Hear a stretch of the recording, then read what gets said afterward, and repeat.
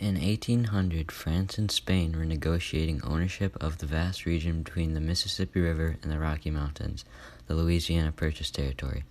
Thomas Jefferson said that New Orleans is a key port for trade and one of the reasons that the United States approved the purchase.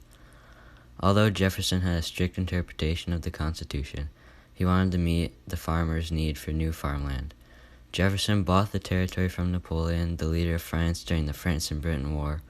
Napoleon wanted to sell it because France was in a costly war and they needed money for troops and weapons to continue fighting.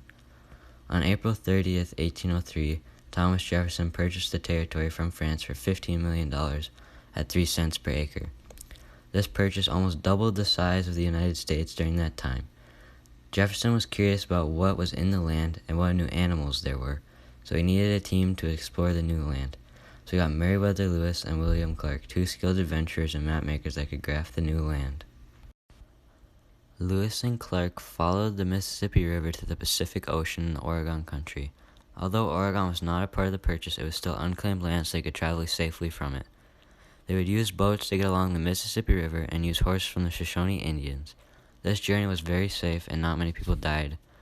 They died from underlying conditions like abdominal infections. The total death count for the corpse of Discovery was 1. Along the way to the ocean, they met a Native American with the name Sacagawea. She was a Shoshone woman taken on as a translator and a navigator of the land. She would also later help them with negotiating horses from her tribe. When one of their boats sank, she stayed behind and saved the precious journals that are still in possession of the United States today. She was carrying along with her a child for most of the journey. Lewis and Clark also brought a slave named York. He was very good at hunting, and he was admired by the natives for his skills. When Lewis and Clark returned, they stayed the winter in St. Louis waiting for the celebration of the transfer of Louisiana to the United States. During the end of their journey, another one was set to be made by Zebulon Pike. Him and his group went along the Arkansas River and Red River into the southwestern side of the United States.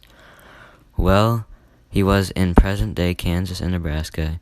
He laid his eyes on a mountain that would later be named Pike's Peak. Pike and his crew journeyed further along into New Mexico and were arrested for trespassing onto Spanish land. Pike's party was forced to venture through Santa Fe, Texas, and Louisiana before they were set free. After he returned to the United States, it was rumored that he attempted to take over the South with Vice President Aaron Burr.